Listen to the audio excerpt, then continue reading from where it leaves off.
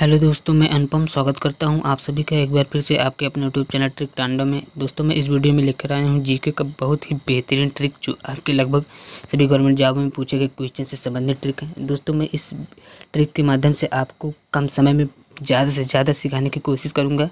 तो इस वीडियो को शुरू से अंत तक ज़रूर देखें और अपने दोस्तों को शेयर ज़रूर करें ताकि उनको भी इससे बहुत हेल्पफुल मिल सके। और दोस्तों, वीडियो को लाइक सब्सक्राइब करना बिल्कुल ना भूलें। तो दोस्तों, देरी न करते हुए चलते हैं ट्रिक की ओर। हमारा आज का पहला ट्रिक है नोबेल पुरस्कार प्राप्त भारतीय, मतलब कि जो भारतीय थे, कितने भारतीयों को अब तक जो है नोबेल पुरस्कार प्राप्त हो चुका है। तो दोस्तों, इसका ट्रिक है हमारा रवि सर हमारे सुबह आम ना बिके। ये हमारा ट्रिक है। और ये ट्रिक रिलेट किससे है? तो ये रवि का मतलब होता है रविन्द्रनाथ टैगोर को। और 19 सर, ये सर का, इस सर का मतलब है सर चंद्रशेखर वेंकट रमन। ठीक है, इनको 1930 ईस्वी में इनको नोबेल पुरस्कार प्राप्त हुआ। ठीक है। और हमारा जो है इस हा का मतलब होता है, इस हा का मतलब होता है हरगोविंद खुराना है। और इनको 1968 ईस्वी में इनको नोबेल पुरस्कार प्राप्त हुआ। ठीक है। और दोस्तों, हमारा मारे, और इसका हा के बाद मारे है, और इस मारे का अर्थ मतलब है कि मदर टेरेसा। ठीक है, इनको 1979 में इनको मिला। ठीक है, नोबेल पुरस्कार। तो और दोस्तों और ये जो हमारा जो है उसके बाद सुबह है। इस सुबह से मतलब है, सुबह से ट्रिक बनता है इसका सुब्रमण्यम चंद्रशेखर, और इनको 1983 ईस्वी में इनको नोबेल पुरस्कार प्राप्त हुआ। ठीक है। और सुबह और आम, इस आम का अर्थ है अमर्त्य सेन। इनको 1998 में इनको नोबेल पुरस्कार प्राप्त हुआ। ठीक है। और इस ना का मतलब है वीएस नायपाल। इनको 2001 में इनको नोबेल पुरस्कार प्राप्त हुआ। ठीक है।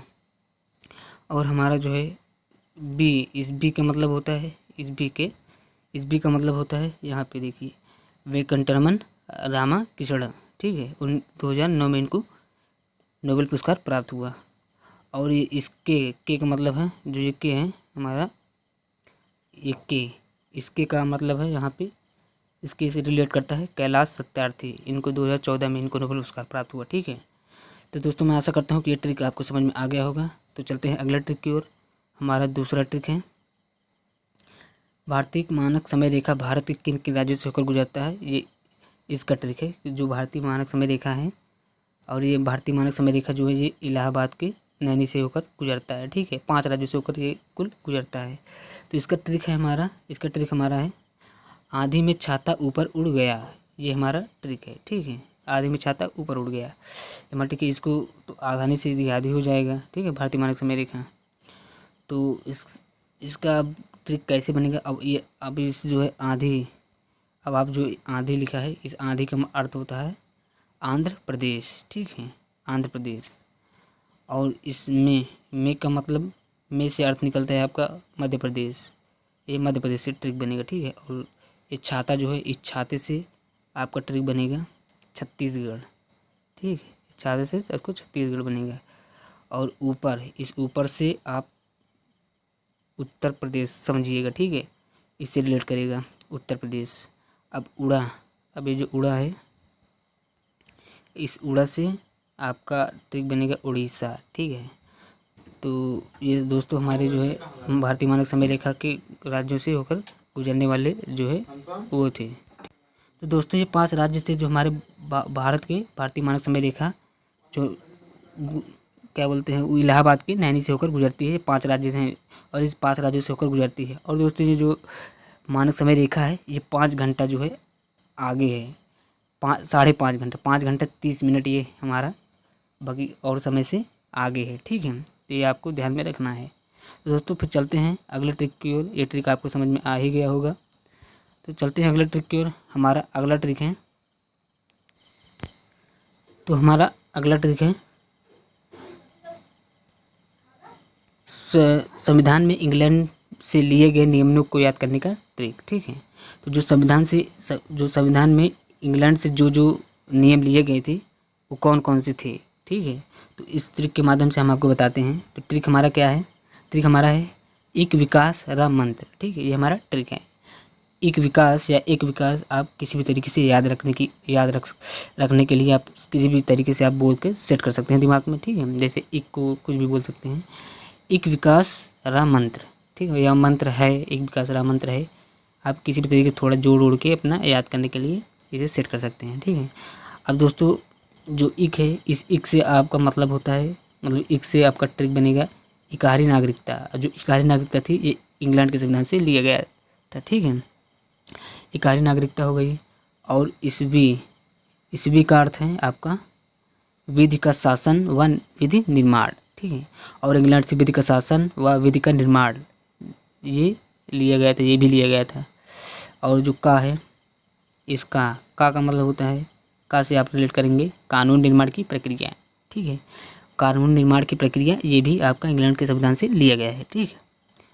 तो और देखते हैं फिर। और सा, इससा का मतलब होता है, जो सा है इससे मतलब संसद शासन व्यवस्था, ठीक है। संसद शासन व्यवस्था ये भी जो है आपका इंग्लैंड से लिया गया है, ठीक। और दोस्तों इस रा का मतलब होता है, रा का मतलब होता है राष्ट्रपति की संवैधानिक स्थिति। तो राष्ट्रपति की जो संवैधानिक स्थितियां हैं वो कौन कौन सी हैं, ये भी इंग्लैंड के से ही लिया गया है, ठीक। तो फिर अगला है मंत्र। अब ये मंत्र जो है, इस मंत्र से रिलेट कीजिएगा आप, मंत्र से ट्रिक बनेगा आपका मंत्रिपरिषद का लोकसभा के प्रति सामूहिक उत्तरदायित्व, ठीक है। मंत्रिपरिषद का लोकसभा के प्रति सामूहिक उत्तरदायित्व, ठीक है। ये इतने जो है भारतीय संविधान में इंग्लैंड से लिए गए हैं। कौन कौन से हैं, इकाई नागरिकता, विधि का शासन व विधि का निर्माण, कानून निर्माण की प्रक्रिया, संसदीय शासन व्यवस्था, राष्ट्रपति की संवैधानिक स्थिति, मंत्रिपरिषद का लोकसभा के प्रति सामूहिक उत्तरदायित्व, इतने जो है हमारे इंग्लैंड के संविधान से लिया गया था, ठीक है। ये राष्ट्रपति है, यहाँ पे आप लगा लीजिएगा, ठीक है तरह। तो इतने जो है इंग्लैंड से लिए गए हैं। तो ये भी आपको समझ में आ गया होगा, ये ट्रिक आपको अच्छा भी लगा होगा। तो दोस्तों फिर चलते हैं अगले ट्रिक की ओर। हमारा अगला ट्रिक है पाउंड मुद्रा चलाने वाले देश। तो कौन कौन से देश हैं जो पाउंड, जिस देश की मुद्रा जो है वो पाउंड है, वो कौन कौन सी हैं, कौन कौन से देश हैं जो पाउंड चलाते हैं, ठीक है। और इसका ट्रिक हमारा है सीमा सांस से मिलने आई, ठीक है। ये हमारा ट्रिक है, पाउंड मुद्रा चलाने वाले देश, और इसका ट्रिक है सीमा सांस से मिलने आई। अब इसको आप कैसे रिलेट करेंगे, आइए आपको बताते हैं, ठीक है। तो जो इस सी का मतलब होता है आपका, सी रिलेट करेंगे आप, सी से आप सीरिया बनाएंगे, ठीक है। सीरिया हो गया, सी से आप सीरिया हो गया, ठीक है। और इस माँ से आप हो गया, माँ आपका हो गया, माँ मतलब माल्ट देश, ठीक है। ये माल्ट देश है, ठीक है। माल्ट देश में भी पाउंड ही मुद्रा चलती है, ठीक है।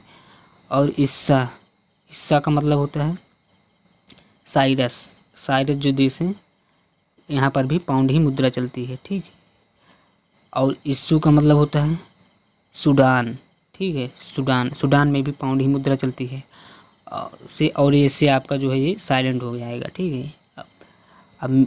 अब इसमें मी से आपका होगा मिस्र, जो मिस्र देश है यहाँ पर भी पाउंड ही चलता है, ठीक है, मी से। और लेने है, लेने से आप लेबनान, ठीक है। लेबनान जो है देश है यहाँ पर भी हमारा पाउंड ही मुद्रा चलता है। और इस आ का मतलब होता है आयरलैंड में भी पाउंड ही मुद्रा चलती है, ठीक है। और हमारा लास्ट है ई से आप सब इंग्लैंड होगा, ठीक है। ई से इंग्लैंड में भी पाउंड मुद्रा चलती है। तो दोस्तों जो इतने देश हैं, सीरिया, माल्ट, साइरस, सूडान, मिस्र, लेबनान, आयरलैंड और इंग्लैंड, यहाँ पे पाउंड ही मुद्रा चलती है, यहाँ पे पाउंड मुद्रा चलती है। और आपको मैंने ट्रिक बता ही दिया है, सीमा सांस से मिलने आई, ये ट्रिक है।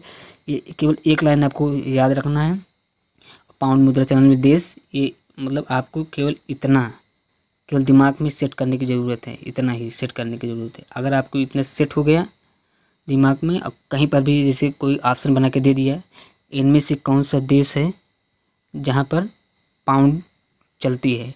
कोई ऑप्शन दे दिया और इसमें सब में से कोई एक दे दिया, तो आप अगर ये याद किए रहेंगे, पहला अक्षर भी अगर आपको याद रखा होगा, सी, जैसे आगे कोई ऑप्शन मान लो सी दे दिया है और कोई अदर दिया है, तो जैसे सी दिया है तो आप देखेंगे सीमा से आप इस ट्रिक याद है आपको, और सी आपको दिख गया, हाँ सीमा सर से मिलना है, इसमें सी भी है, तो आप यहाँ से आसानी से आप फिर भी आपको समझ में आ जाएगा आसानी से, ठीक है, और रटने की ज़रूरत नहीं पड़ेगी।